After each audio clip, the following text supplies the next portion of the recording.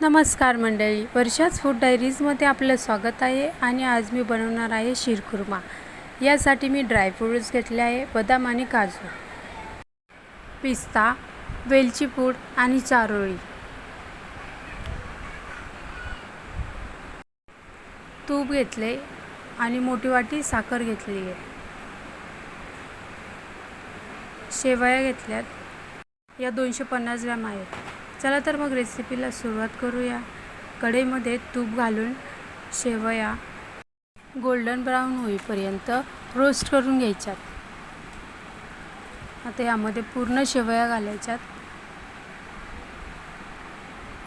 शीरखुर्म्यामध्ये carbs आणि proteins भरपूर प्रमाणात असते. यामध्ये साजूक तुपात रोस्ट केलेल्या शेवया आणि ड्रायफ्रूट्स भाजून घेतल्यामुळे पचनक्रियेला मदत होते. आता या शेवया गोल्डन ब्राऊन होत आल्या आहेत. आता या एका प्लेटमध्ये काढून घ्यायच्या.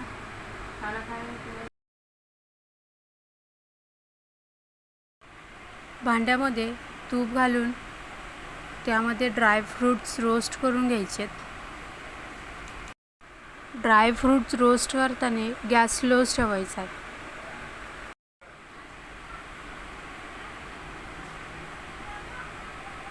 ड्रायफ्रूट्सचा खरा टेस्ट घ्यायचा असेल तर एकदा शीरखुर्मा नक्की बनवून पहा. आता मी तुपामध्ये ड्रायफ्रूट्स घातलेत. यामध्ये पिस्ता, चारोळी, ड्रायफ्रूट्स गोल्डन ब्राऊन होईपर्यंत रोस्ट करून घ्यायचे.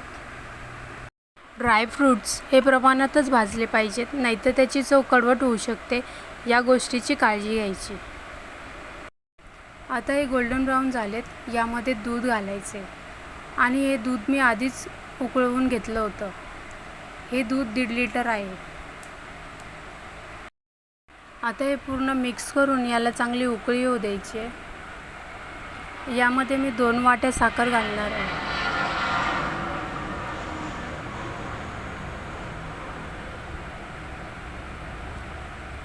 तुम्ही आवडीनुसार साखर घालू शकता. याला उकळी आल्याच्या नंतर यामध्ये वेलची पूड घालायची आहे.